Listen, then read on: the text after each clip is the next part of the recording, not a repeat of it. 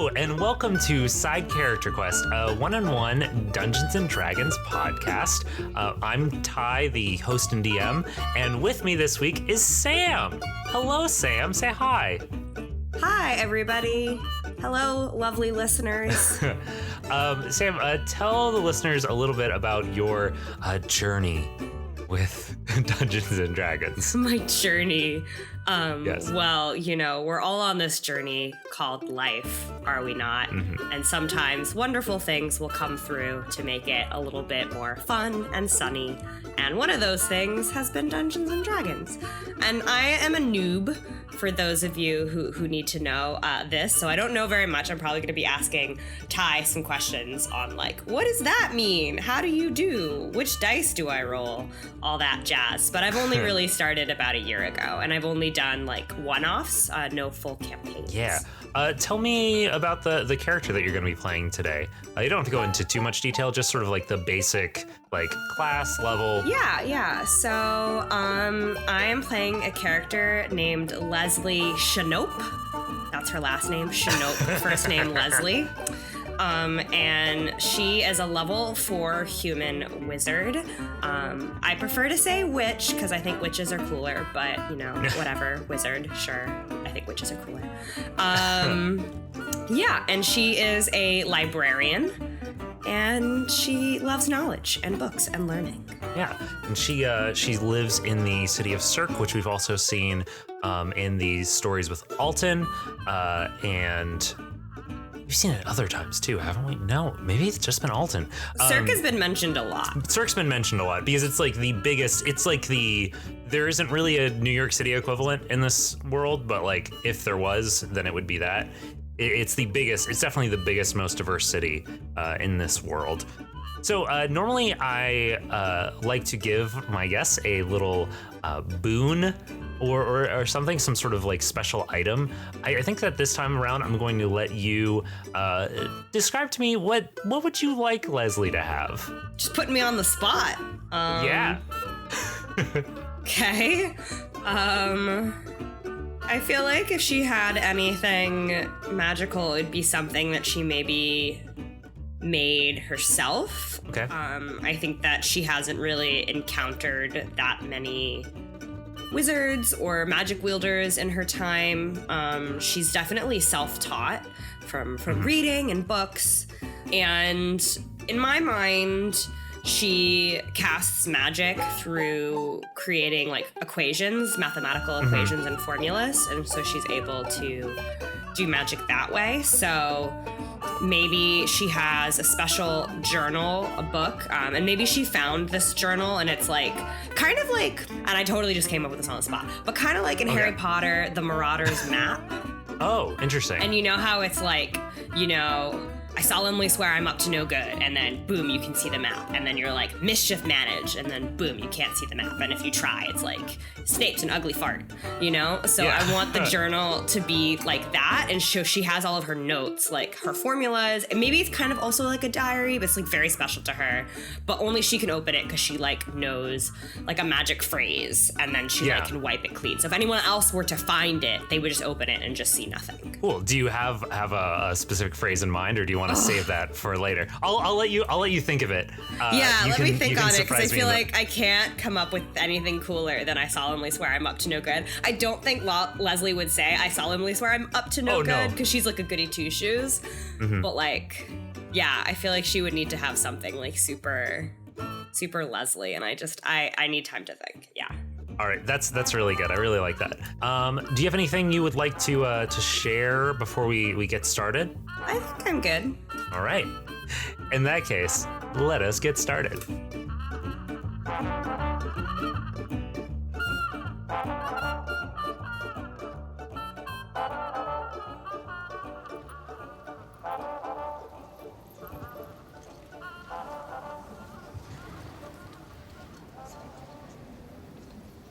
Look around the room.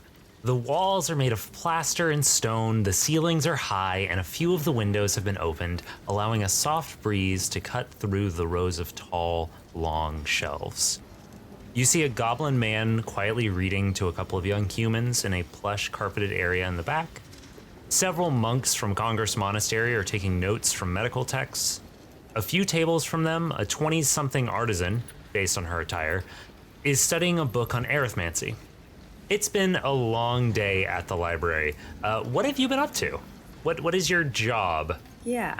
So I think she would have been, and I take it she's like not the only librarian that works here, because I think one person could not do this all on her own. So she's like been taking shifts, like sometimes working at the circulation desk, like helping people check out books or find books, because she knows, like, she's got it all memorized. Like, I don't know if they have the Dewey Decimal System here, but like it's all up in her head. Come up with your own name. We'll do that.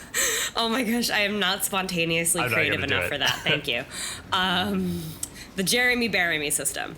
Anyway, she has been doing that. She's been shelving books. So maybe right now she's conjured Mage Hand and is like pushing a little cart as the hand is like picking a book and then putting it up on the shelf.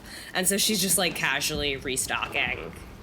That is super cool. I really like that. Did you just come up with that on the spot? We've talked about this. Have we? That's the only I was thinking, okay, what spells would work for a librarian? And like that was the only one. I was like, I can actually see a use for this. Oh, okay. I forgot that we had talked about that, because that's really nice. I like that a lot. You're welcome. So yeah, like I said, the place is fairly quiet right now. Although this looks like a fairly mixed group of folks in this library. It is open only to members, so it's fairly quiet this time of day. You don't have just people wandering in off of the street. And so when you do hear the main door of the library burst open and you hear somebody run up to the desk and start ringing the bell, you take notice. So I guess I'm a little like, huh? You know, just like a little like shock, because it's like, oh wow, someone is like showing some type of excitement in a library, which I'm not used to. So I kind of slowly put down what I'm doing. I'm kind of walking over. I've got like a big smile on my face, like, welcome. Oh, just so you know, like Leslie in my mind has like huge, fluffy, orange-y hair that's just like super bushy. And she's like tries to put it up, but like it's still all over the place. Like it's all types of crazy. So anyway, she kind of walks over to see what's happening. So you walk over and you see a young person, maybe a teenager, ringing on the bell, just sort of looking at the desk. One of your coworkers who's supposed to be manning the desk right now is off somewhere. It's got to be Billaby. It's always Billaby. Always Billaby. God, Billaby. It's always Billaby. Always Billaby. And as you are walking up, the sound of your footsteps and the rolling of your cart. Did you bring the cart with you? It doesn't matter. No, I left the cart. Alerts this youngin to your presence, and they turn around. Oh, I need a voice. All right, I think I'm just gonna do a little basic Southern accent. Excuse me, miss. I've got a message for Miss Leslie. Do you know where I could find her? They hold up a envelope with a wax seal on it. Okay, cool. All right, I had talked about doing a character voice for Leslie, and I'm probably gonna chicken out, but I'm going to try to slightly alter my voice in a way that hopefully is comfortable to me, but is something that is distinctive. Wow, I'm adding a lot of like lead up to this. Okay. Well, hello there. You found her. This is Leslie. I am she. How can I help you today? Well, I just have this letter. I'm just supposed to deliver this to you, and they press it into your hand and then turn and walk away, or like kind of rush out the door. Okay. Oh, well, thank you. I appreciate it. The door like slams shut behind them before you've even finished saying that. Okay. All right, I guess I open it. Cool.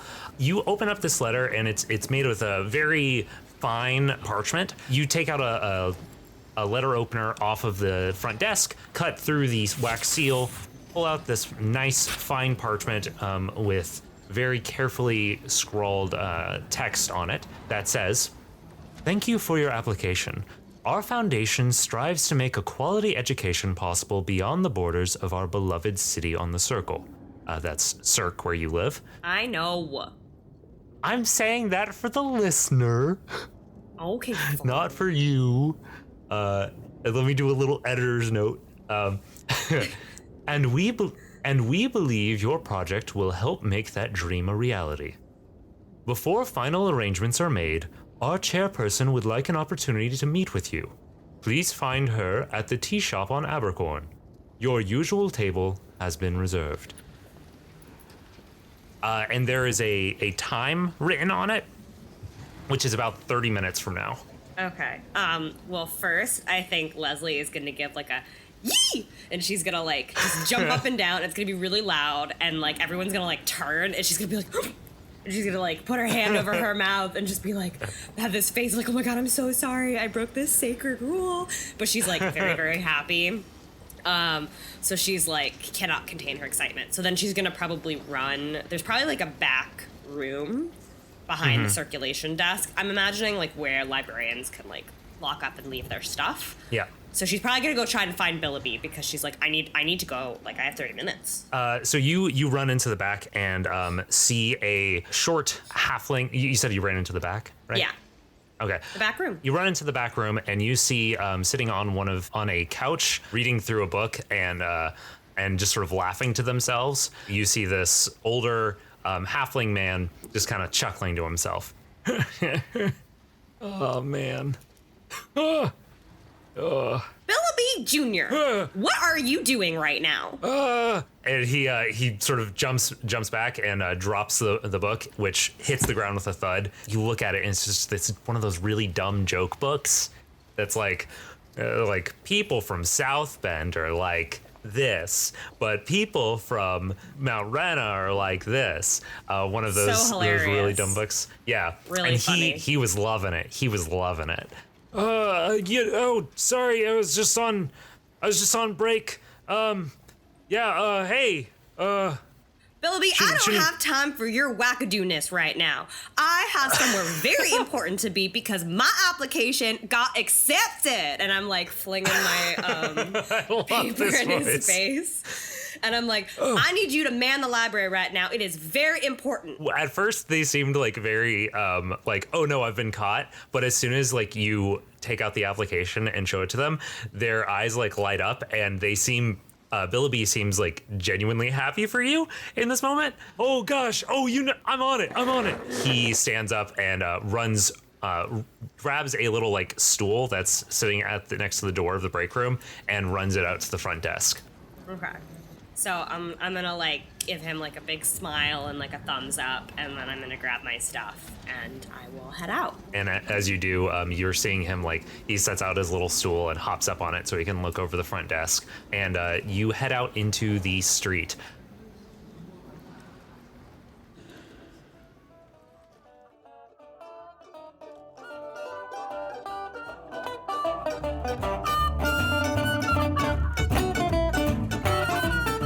Hello and welcome to SCQ Trivia, a special sponsored segment brought to you by Flying Crow Coffee.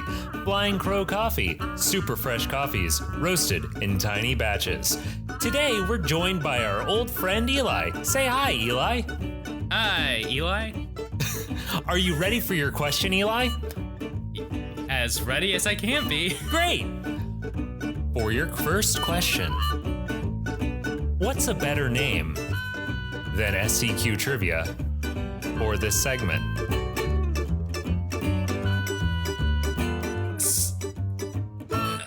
Fuck you, Ty.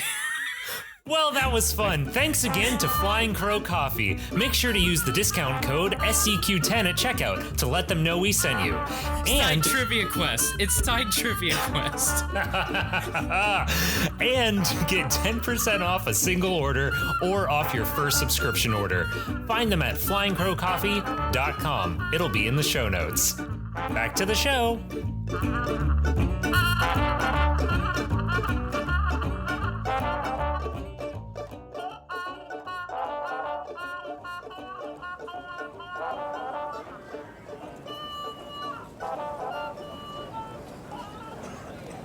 outside, you can see that you are in downtown Circ. You are in the middle of things. This is a very it's not like the wealthiest part of the city, but it is definitely like a very well-to-do area. You know that nearby, a few blocks away, there's a college. You know that there's shops all around. There's a few apartment buildings nearby, all sorts of different stuff. And down a ways on Abercorn Street, one of your favorite tea shops. I assume you're heading straight there. Oh yeah, you don't really yeah. Okay. If I'm early, like all the better. Like, Cool. you know, early to rise, first bird, worm, all that jazz. Gotcha. So you head straight over there, passing by lots of. You're walking down these cobblestone streets. You pass by large statues of various figures. You walk by all of these people. There's halflings, goblin, gnomes, elves, humans. Everybody going down this way. There's even you see a busker who's a dragonborn. Just all sorts of crazy stuff going on. Mm-hmm. And as you are on Abercorn Street, you see that you see your favorite tea shop, T&T, and you make your way T&T. Not to be confused with TNT. No. You step inside, and this place is sort of done up like a alchemy shop. Kind of like it looks like a comically overdone alchemy shop, but it's really all like different types of teas and different things, and like their signature dynamite drink is over in one corner, which is like a tea that has like a hefty amount of caffeine and also some spice, but they also have regular things. Such as a renafog and stuff like that. And as soon as you step into this tea shop, you catch the eye of the person behind the desk, behind the counter, and they immediately start whipping up your usual drink. Mm-hmm. Yeah, I feel like Leslie would be a creature of habit. She'd like probably get the same thing. Yeah. What does she get? Definitely the renafog. Cool. The Renafog latte, for sure. Yeah. So you go over, and the person behind the desk, like behind the counter, passes it off to you. You throw a couple of gold pieces, I assume, and then look around the space. And once again, like outside, well, were you about to say something? Sorry. Mm-mm.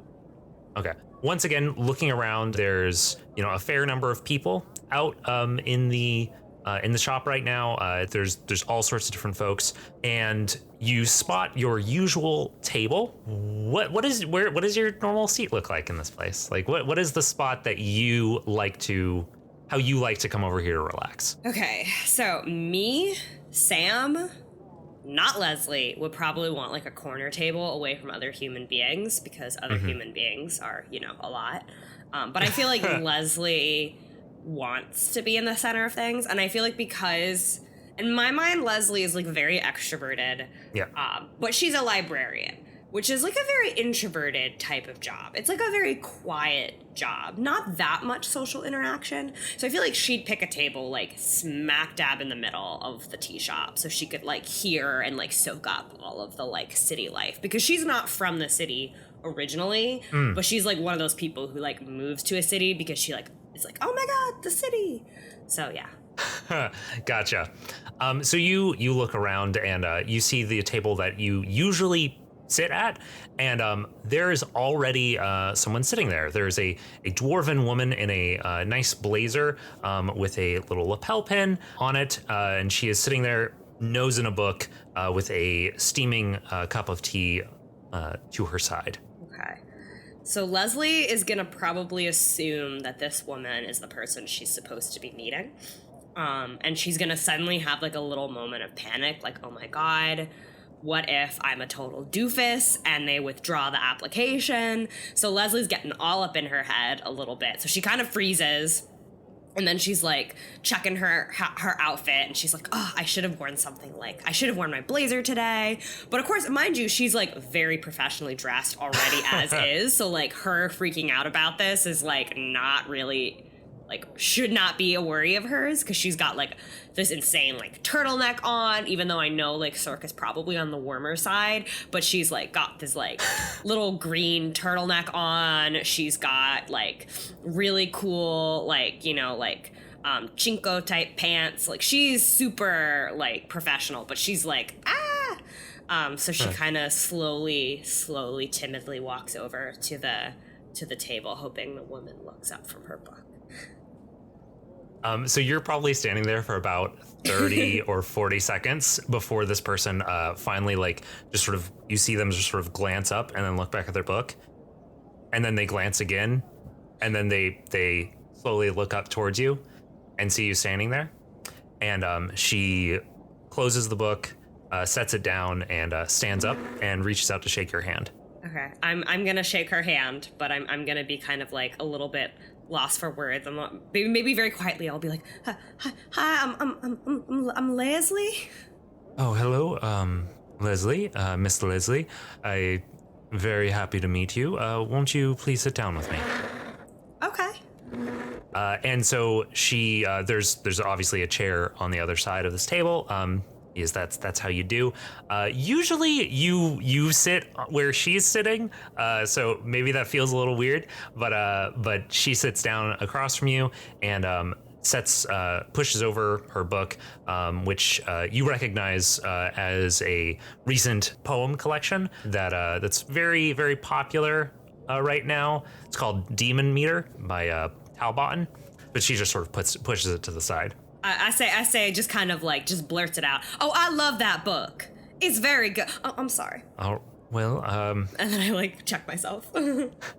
I like it as well. I personally preferred his older works, but this is very good as well. Sorry, where am I? My name is Hosalda. I am the... Sorry. For listeners, I know who she is, because I've been listening to stuff, but like other people might not. So that's all I'm gonna say. Wasn't she a bad guy? For people who are curious about Hosalda, please refer to Alton's first arc, which starts with episode Alton Steals the Show Part 1. So. Okay, well, Leslie doesn't know squat diddle, so. No, Leslie doesn't know squat diddle. Well, I'm very, very glad that you were able to meet me today. I've been reading about your proposal. I am glad that other people are interested in getting education out to the masses. But I just wanted a chance to speak with you and to get an idea of who I was putting our weight behind before finalizing anything. Should I talk about the plan? Her plan? Yes. Because I feel like I haven't mentioned it. Yes. If just in your own words, please tell me what it is that you're planning on doing. Of course, Miss Hosalda, you said? Yes. Okay, so I'm a librarian currently, and I honestly believe truly, that libraries should be public. Anyone should be able to walk in and grab a book and read and enter another world, and whether that be another world that's completely made up or just to learn about their own history. I think that is very important. But libraries these days are so expensive, and you can only really get to them in big cities like this. And I grew up in a very small town, Miss Lasalda, a very small town, and I had to self-educate myself, and that wasn't easy. If I had access to a public library like the one that I currently work in, who knows where I would be right now. And there's so many people with so much potential. So, I feel very passionate about this work. Okay, I'm glad to see passion. Could you tell me a little bit about yourself? Where are you from? You from the city? Oh, well, like I said, I'm from a small town just outside of the city. It's probably, maybe a short cart ride out, maybe about 2 hours or so. So it's easy to go back and forth, so I'm currently living in the city right now. Do you have family in the city, or?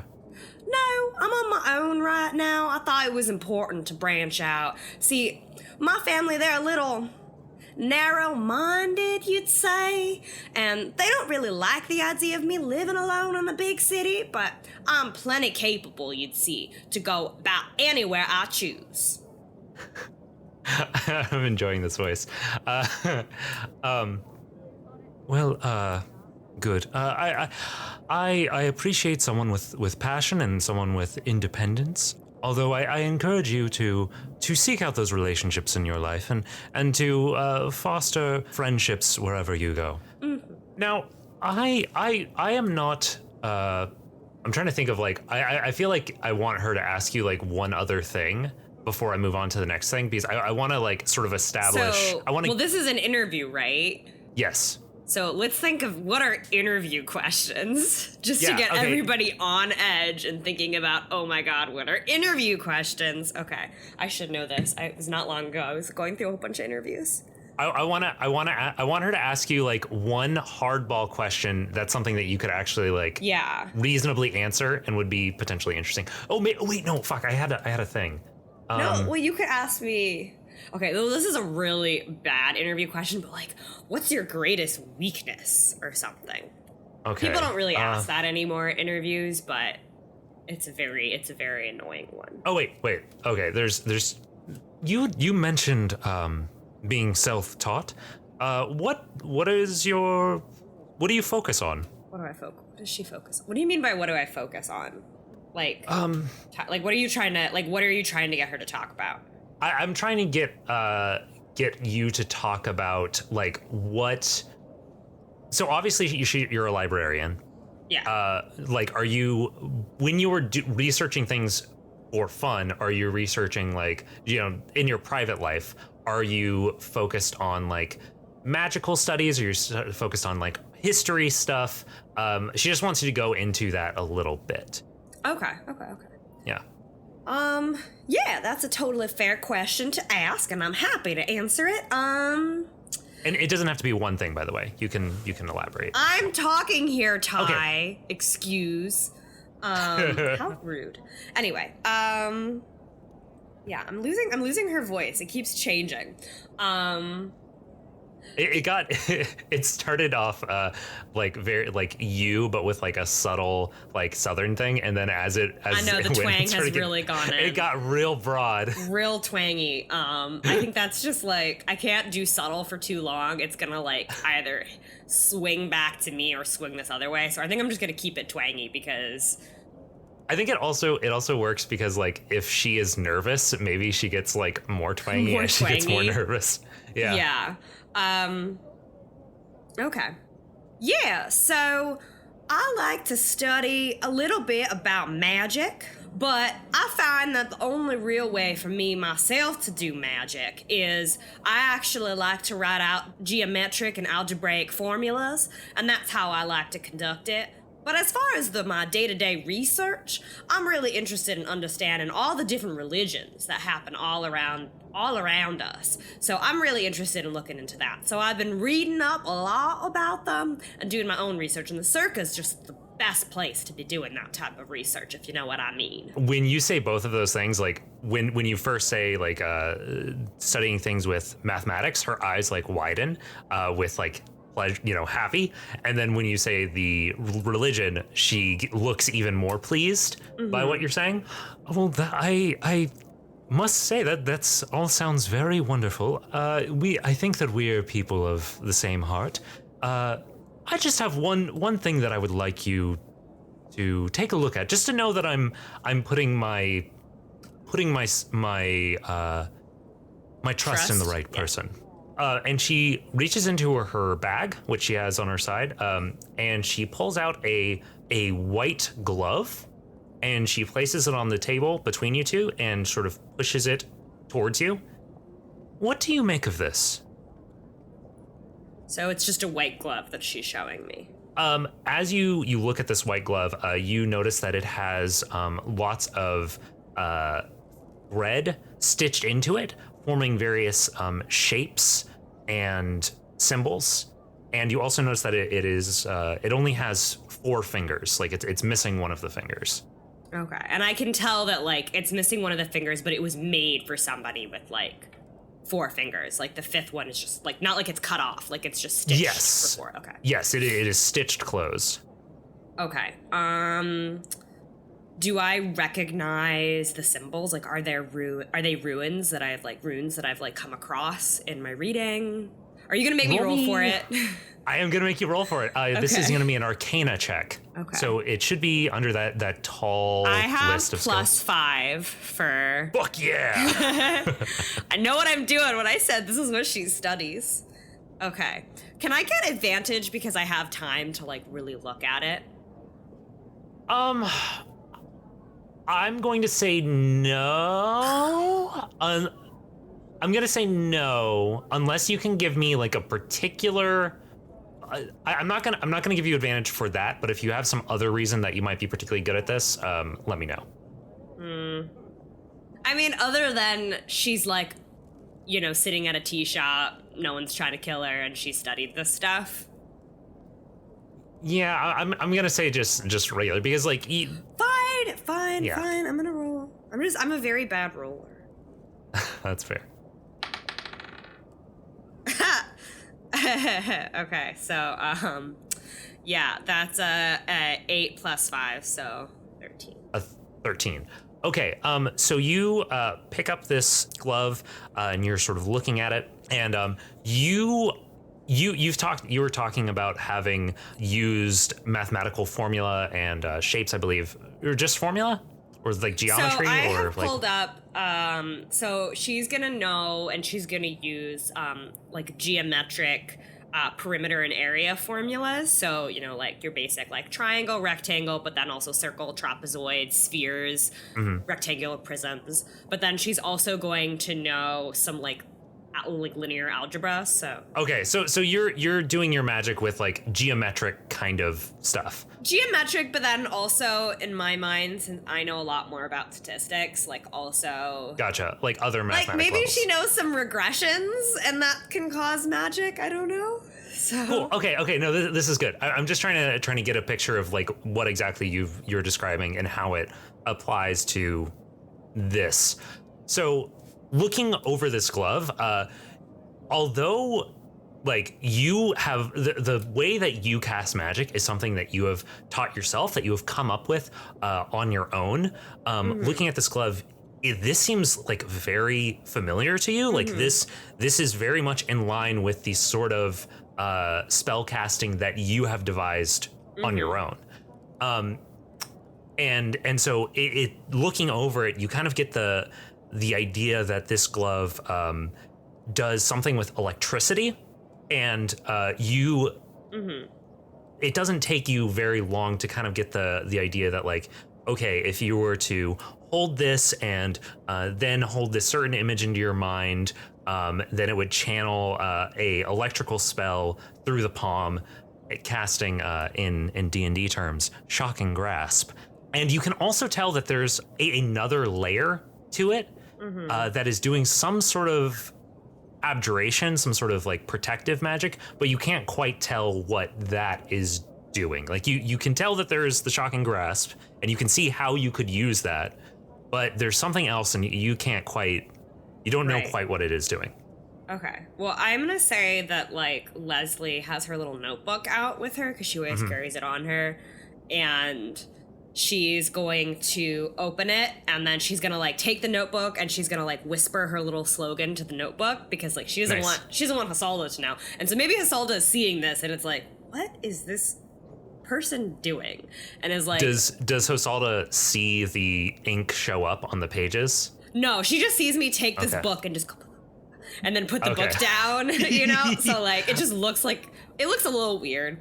And then I take out my pen and I start trying to like sketch out what I think the formula is saying, just to kind of like double check my work and make sure I'm sure. And then I'm curious about that second layer that I don't fully understand, so I kind of write out what I think which is probably not the full formula, but like a partial formula that I'm able to gather. And I just write that down and I put like a big question mark next to it because Leslie's a very curious person and she does not like coming across something she doesn't know. So she's going to want to figure this out later on.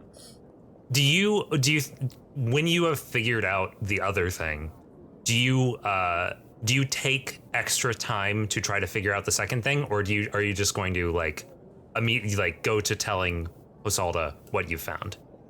I think Leslie, once she starts working on something, I think that she's gonna have a really hard time pulling it away. So yeah, I think she's gonna try to continue working on that second piece a little bit longer, unless like Hosalda is like gets impatient or something. Hosalda has like sort of leaned back and is like looking at her book of poetry while you are doing this. So she's giving you a little bit longer. Give me another Arcana check, another roll to see if you can like figure out the second thing. Cool. That was worse. Okay, so that was 11. 11 total. Yeah, you looking at the other thing, you can still tell that it's a little bit more powerful than the shocking grasp. You once again can tell it's like some sort of protective magic, but beyond that, you aren't really sure what it is. Okay, and I'll stop because I don't want to keep Hosalda waiting. Okay, yeah. So that you took maybe what, like 10 minutes to go over this, probably. Maybe like the first one took like 5 minutes, and then I took an extra 10 minutes on the other one, and then I'm just like, okay, I'm gonna stop. I like kind of take my notebook, I put it back to my face, and go, whoosh, whoosh, whoosh, and I whisper my little slogan, which I will come up with at some point, and then I close it. I close it and I put it away, and then I face Hosalda, and then I basically, I'm a little bit exasperated because I'm like, I don't like coming across something I don't know how to figure out. So then I like tell her about that first part, the shock and grab. Then I tell her what that means. And then I tell her that there's a second layer. And I seem like very reverent when I talk about the magic because it's like, I respect that I don't know it. And I also respect that this is something that like I'm like excited because it's like, oh, this is like real magic. This is not like self-taught magic. But then at the same time, it's like, oh, there's still so much I don't know. So when that finishes, so when you finish telling her all of that, she has a soft smile on her face. Well, I admit I'm very impressed. There's not many people outside of Mount Rena. I don't know of anyone who has. I don't know of anyone else that has come up with arithmancy and with the ability to understand it like you do. This is very impressive. Very impressive work. You go to hand her the glove, and she waves her hand. You can keep that. I must say, Miss Leslie, I am very impressed with how you've presented yourself today. I am not a fan of secrets. Before you agree to, I've learned so much about you. Do you have any questions for me? Okay, Leslie's gonna look a little, like, taken aback, just cause, like, oh, you're allowing me to ask some questions. Oh, some questions, I guess. What is it about my project and my plans that you really like? What about having a public library is something, that you desire?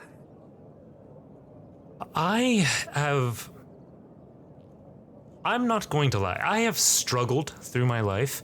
It's been very difficult for me to learn the things that I've learned, and I find that now, even now, I feel like I am so far behind where I would be if I had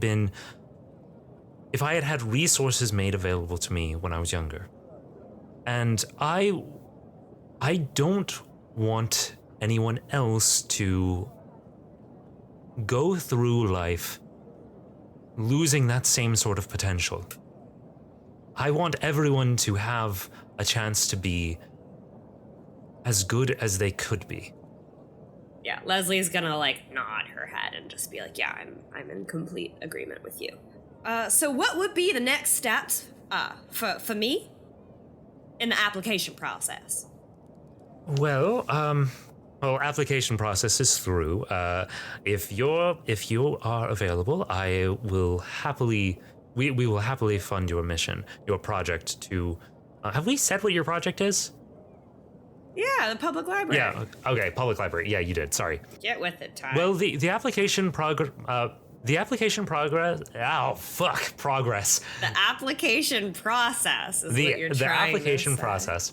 Well, don't worry. You can relax. The application process is through. You are funded. We will, in addition to funding the project itself, the actual foundation of the library in the Three Brothers, we will be providing you with a stipend so that you can live relatively comfortably, and I will also provide you with a small collection to get your library started. However, you will have to go to pick that up. I hope you don't mind. I have connections in Mount Rena, so I will be sending you out there in a couple of days to pick up this collection. Oh, my words. Oh, thank you so much. Thank you so very much. I promise, I will make you proud. And she like shakes her hand like very forcefully and energetically. Are you heading out, you think? No, I'm just shaking her hand. Oh, okay. She shakes your hand. She smiles and she says, I am sure you will. Do you have any final questions for me, or? So I guess the next steps would be picking up the book from Mount Rena. So Yeah, the books. So she's probably gonna like ask about and make sure she understands like how to do that. Okay. And so she's I will never be been to Mount Rena, so she's gonna have like questions. Yes. So I'll be sending you to Mount Rena.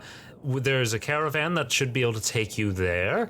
I'll send word via Sending Stone to Professor Tucker, who will meet you and take you to his to the collection to pick it up, and then to take it the rest of the way to the Three Brothers. I know that going all that far north and then back down to the west, it's a lot of travel, but I trust that you are the person for the job.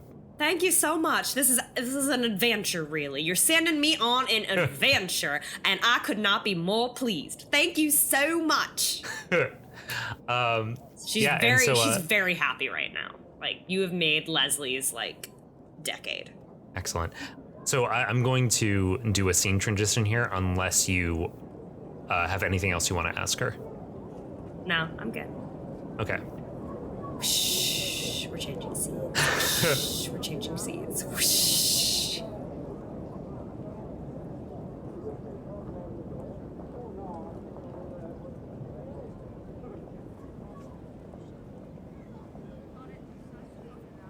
Over the next couple of days, we see Leslie preparing for her trip to Mount Rena. What do you do to prepare? Like, what are you going to be bringing with you? And is there anybody that you need? Any steps that you need to prepare to leave? Like anyone that you want to let know that you're going? That sort of thing. We don't need to do a scene for this, but like she would have told like the Libby that she was leaving. She probably would like she lives like probably like an apartment building, so like she would need to let the landlord know. Like I mean she's planning on like, you know, leaving, maybe not like completely moving out just yet because she's going to be coming back to get her stuff, but like starting to set the stone. So she's like packing up. But yeah, she right now I feel like Leslie like doesn't have like that many friends, but not from lack of trying. Like I think she's just a lot. So Gotcha. she's a lot to take in. How long has she been? How long has she been living in Circ? I'm gonna say probably a year. Like she's Okay. like fresh, hot off the presses, like full of life and wonder, and not Gotcha. taken down a peg yet by life. Okay. How old are you picturing her being? I'm picturing her to be like pretty young. I'm just gonna say she's like 25. Okay. Yeah. Cool. We see as Leslie makes her way out of the city. Do you just have all your stuff in a pack, or maybe like a rolling trunk, or how are you doing that? I think she's probably got she's probably packed light because she's gonna be bringing back a lot of stuff with her. You make your way out of Circ, packed for the long road ahead. Obviously, you have to catch a ferry across Second Lake. It's a evocation ship. That's pretty cool. But still, it's always like a whole thing because you're having to get the tickets. They're always checking for the tickets, and like people are all going for a different seat. It's a lot. But once you land and unload your cart, you're able to join up with a small caravan of other travelers and make your way up north. The group starts very diverse, relatively diverse, but it isn't long before you've dropped off some halflings here, some humans there, and it isn't long before you are practically one of the only non-dwarves in the group, with a couple of exceptions. Like there's a greenskin dragonborn, and there's a human couple that's been just had like a gross amount of PDA the whole time. Yuck. Yeah, yuck. And your trail, the trail cuts through a seemingly endless forest, occasionally interrupted by intersections that head off to small towns, temples, or apparent dead ends. But eventually you leave that forest behind, and past the rolling foothills, you see a massive snow-capped mountain range. Near the very center of the skyline stands a towering peak topped with a swirling storm. A couple of the dwarves comment about how nice the weather looks. And you see, laying out ahead of you, not even a day's travel away, the dwarven city of Mount Rena. This is all like narration, and we're going to end after I'm done with this. Well, Leslie's on a bus, sitting on a bus. Well, it's not. It's a caravan. It's not a bus. Are there animals? Yeah, there's like horses and chickens and stuff. There's chickens? There's chickens. Okay, well, Leslie, I've decided right now, Leslie's vegan because she loves all animals. So she's probably very excited trying to, pet the chickens. And people who own the chickens are probably not happy that she wants to pet the chickens. You don't have to add that. No, I like it. Or you could put that in the I'll put it in the bloops. The bloops. Leslie and her chickens. Look at all those chickens.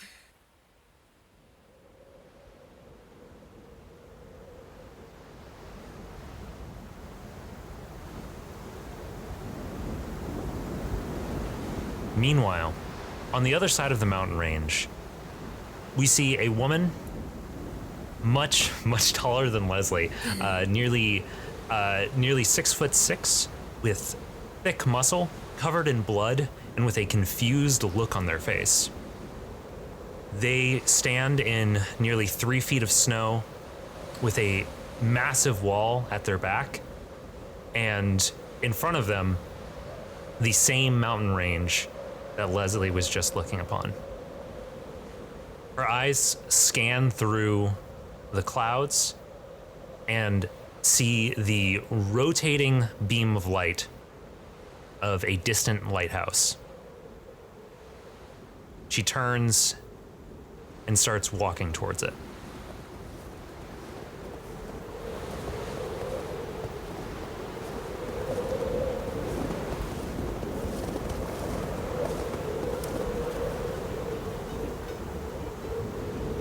And so I think that's where we're gonna end things today. So thank you for coming on, Sam. You're welcome. I'm happy to grace this podcast with my presence. Well, I really enjoyed it, and I really enjoyed the character voice you decided to do. Thank you. Do you it have might be any? completely different the next time. I'm just saying. Oh, that always happens. No worries. I feel like her voice is going to be an evolve. I kind of like that because, I mean, from what's happened so far, I kind of like the idea that, maybe her accent was like thicker when she was like living away from the city, and then she like tries to dial it back, but then when she's like nervous, it gets a little like Shabam! more of her natural. Yeah, exactly. Anyway, we'll see how things go. Who knows? But thank you also, listeners, for joining us today at the beginning of Leslie's journey. Do you want to, I assume there's nothing you want to plug or anything. You plug something? Yeah. Adorable. I'm gonna plug getting your flu shot. That's really important. I'm gonna plug, take care of your mental health. It's okay to have a rest day. Read a good book. So that's what I'm gonna plug. Taking care of yourself. Love it. And it's part of taking care of yourself. Maybe check out another show on the Scavengers Network, or maybe rate and review your favorite podcasts out there. Maybe tell a friend about Side Character Quest. That's a really relaxing thing that I like to do. It's actually incredibly not relaxing for me. Go for a run. You could also go for a run. Go for a run. These are all things. And listen to Side Character Quest while you're running. Exactly. Re-listen to Side Character Quest 1,000 times and yell as you're running down the street. Just yell, like and subscribe to Side Character Quest at all of the people that you pass. Anyway, I think with that, we're gonna go ahead and pitter patter on out of here. Pitter patter, pitter patter, pitter patter, pitter patter, pitter patter.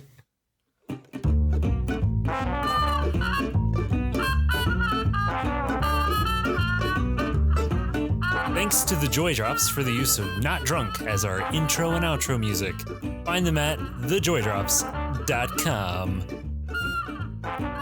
You can find us at sidecharacterquest.com, at SCQ Podcast on Twitter, or by email at sidecharacterquest@gmail.com. The Scavengers Network. Creator-driven, community-focused, treasured content.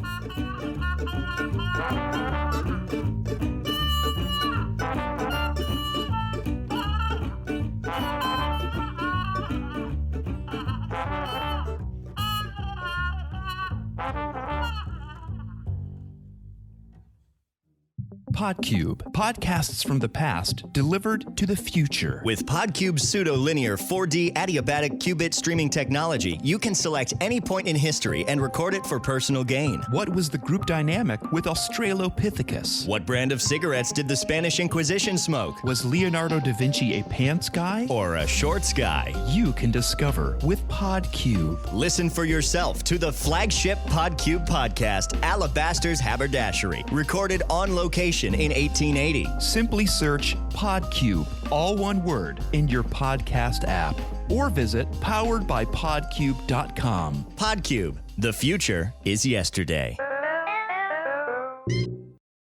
This can all just be bloop stuff. Yes, hello. Let's do the count thing.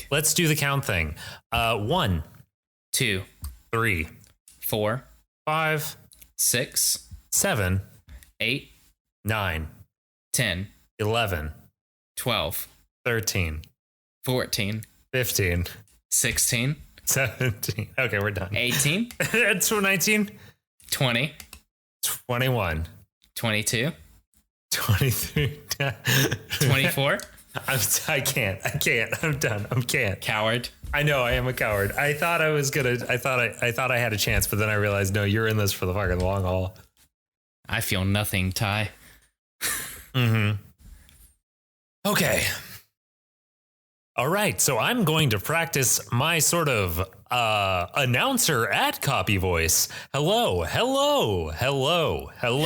Ty! That clipped like hell. Hello. Yeah.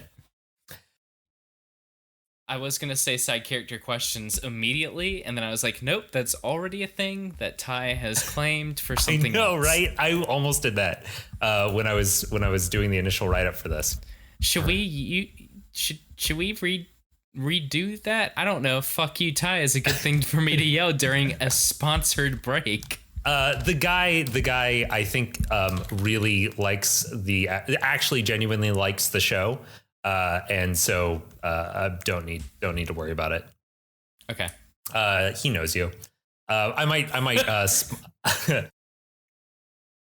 Hello and welcome to Side Character Quest. Is that how you're going to start it? What? Yes. Just coming out the gate really confrontational. Hey, today we have Sam who just wants to throw me off. Can we restart? No, this is it. I want to restart. Okay. Yeah, but I don't know what questions I want to ask you. Well, what do you ask the other guests? I asked them like how long they've been doing D&D and stuff, which I think I just sort of asked. Answered for me. Yeah, answered for you. Do you want me to redo that so that you can answer that question? Yes, please. Okay. Okay. And I'm gonna splice that in to right before I say the other thing. Like, all right. So we're gonna fade out. Whoosh. Whoosh. In your work today, I'm very impressed in what you have. I'm very yeah. This is the stuff that gets cut. Oh, you left. Maybe it means it's time for a commercial break. I know that Eli is very good at coming up with commercial break ideas. I am not very good at it, so listener, you're not going to have any cool commercials from me. I'll give you a cool PSA though. Drink water if you're sick. Wash your hands. Get your flu shot. Yeah, get that flu shot. That's important. You should do that. And get lots of rest when you're sick.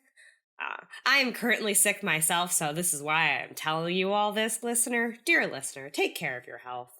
So yeah, that's my PSA. Commercial break over. End scene.